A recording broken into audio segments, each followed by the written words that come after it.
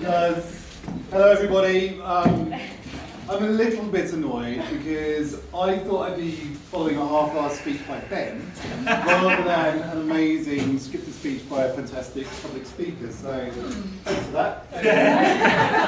I'm the only person here doing a speech who isn't being paid for it. So anyway. For those of you who do not know, I am James. This is Chris. He's the other best man, the best man number 2. I am Ben's uncle. Now, over the years, this has caused quite a bit of confusion. Especially in my 20s, when I'd sort of say, I'm bringing my nephew to the pub, people would look at me in a very strange way. But back then, people would never believe that he was my nephew. Leading to the immortal line, sent to my good friend Dan over here, actually, from Ben, explaining very, very earnestly, my dad shagged his sister. Trying to explain the lineage there. But I can assure you, actually happened, didn't it? Leading on America's wedding is beautiful. But I can assure you, no one was more surprised that I was an uncle to Ben than 7-year-old me. So I didn't know that my sister was pregnant, or indeed what pregnancy was. So imagine my surprise when it turned out my sister wasn't just getting fat at university, but instead was incubating a bloody baby. And one that had the unbelievable cheek to also have a penis. Sort of.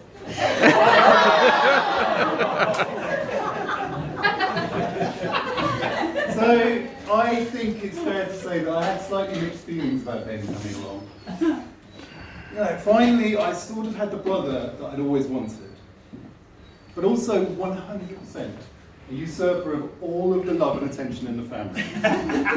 With his cute blonde hair and his oversized bum.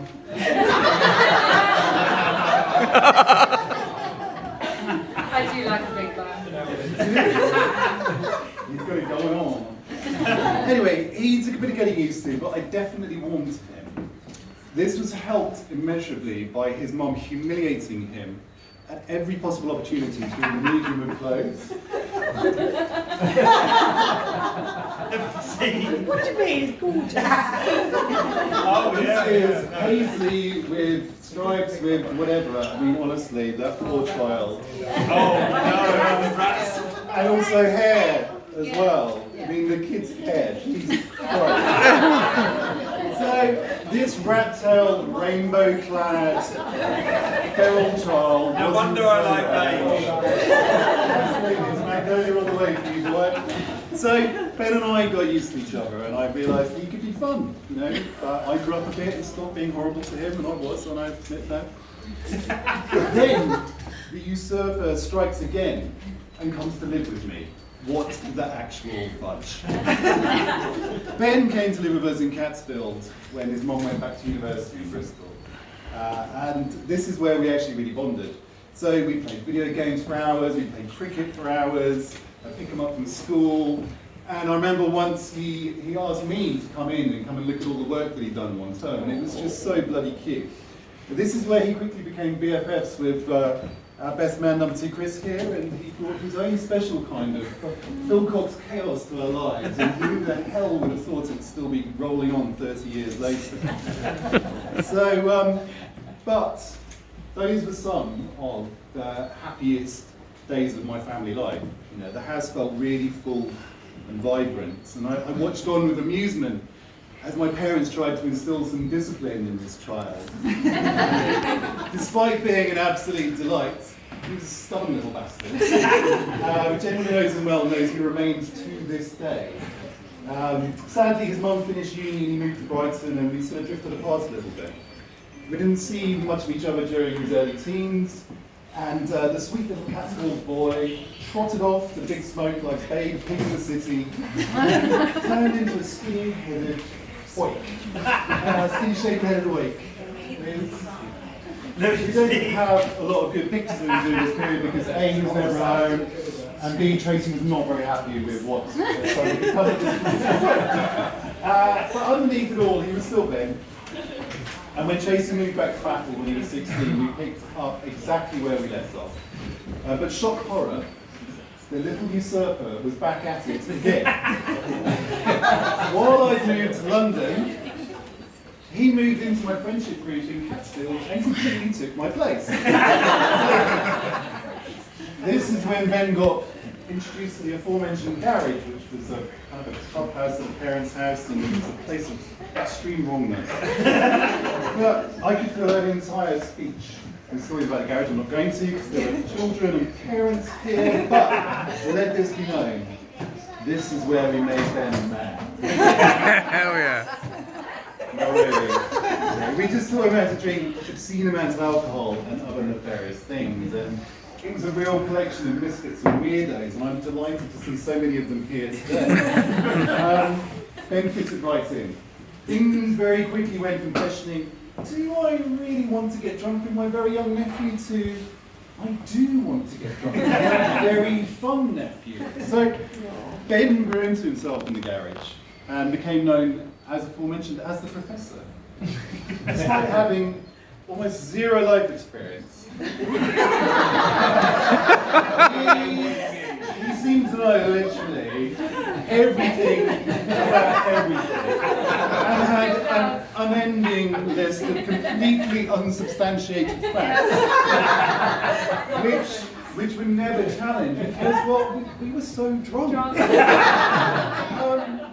Those of you who know Ben will know that this continues to this very day. Now bolstered by a newfound love of conspiracy theories, powered by various questionable podcasts. In fact, I'm surprised Ben is getting married, as marriage is clearly an insidious capitalist construct.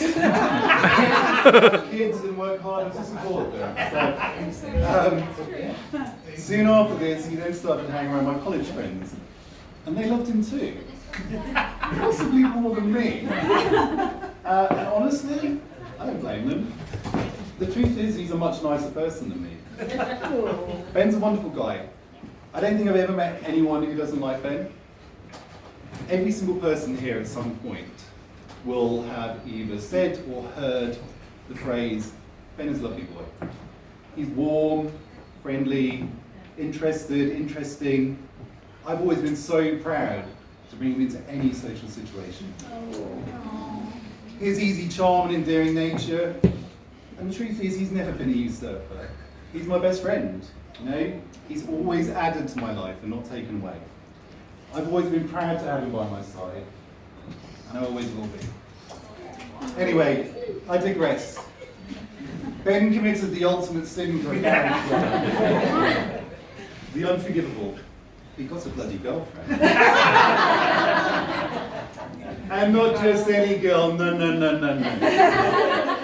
He brought a willow-shaped hand grenade for the sausage party. And she gave every bit as good as she got. So, shrugging off jibes of cougar and cradle snatcher.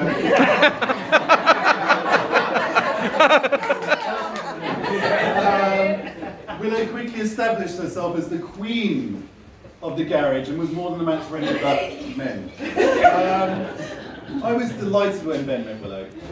She was exactly what you needed. She was funny, smart, practical, driven, and successful, a proper grown-up, and perfect for Ben. Because anyone who knows him knows that left to his own devices, he will sit on his Benny bum.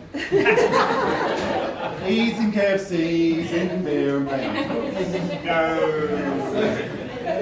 The thing was, Willow was not just perfect for Ben, she was perfect for our family as well. So as a strong, outspoken woman who loves a drink, she fitted straight in with the Hickman ladies. And immediately became part of the coven, clan. We've had so much fun over the years, Willow, and as I love Ben like a brother, I love you like a sister. You're such a strong person. I have so much respect for the way you've dealt with everything that life has thrown at you. And you're an amazing mum, an amazing partner, You also put up with Ben's quirks incredibly well.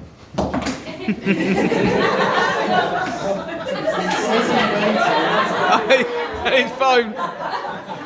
Also, he's yo-yo dieting, whether it be fat Ben today or thin Ben today.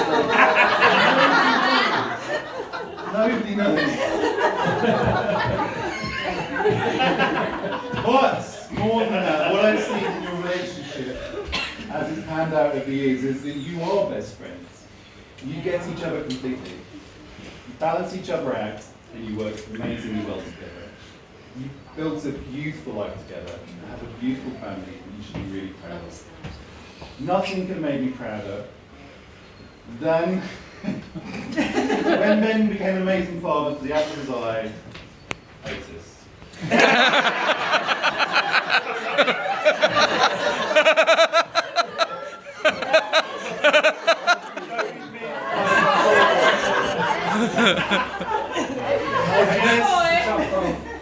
Jess and George, the lovely Ophelia has completed their family unit.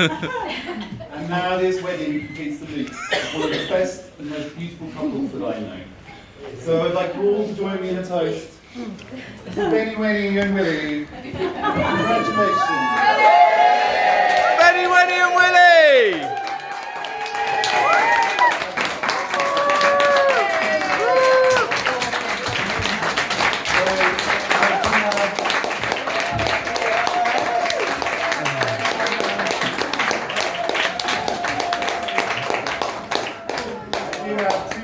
Two final things to add.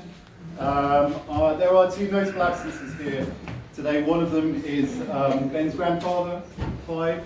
He sadly can't be here today through ill health, but I think we'll all agree, anyone who knows you, that he's been an incredibly positive male figure during your life. He absolutely adores you, and he would be desperately proud to see you today. And hopefully he's watching via the means of some kind of streaming or something, but he sent a little message saying, dear Ben and Willow, so sorry I can't be with you today, but just not possible. Hope you have a great day and a long and happy marriage. Love, Granddad.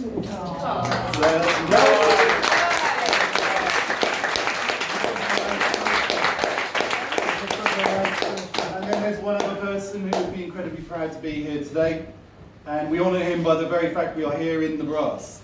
So the late, great Simon Wilkes loved Ben and played the part of stepdad brilliantly. One of the kindest, funniest, and most generous people you could meet. He adored Ben and Willow and couldn't have been more delighted to become the biggest spoiler granddad ever to Ophelia. If he were here today, he would likely have brought you a highly inappropriate wedding present from Amazon and put far too much money into your honeymoon fund. So the world is much the poorer for losing him, but his spirit lives on in this wedding and our family's hearts forever. But Simon wouldn't want a single person here to be sad today. What he would want is for everybody to have the best time and get blind drunk. And Simon, I fully intend to honour you. So, to Simon. Simon!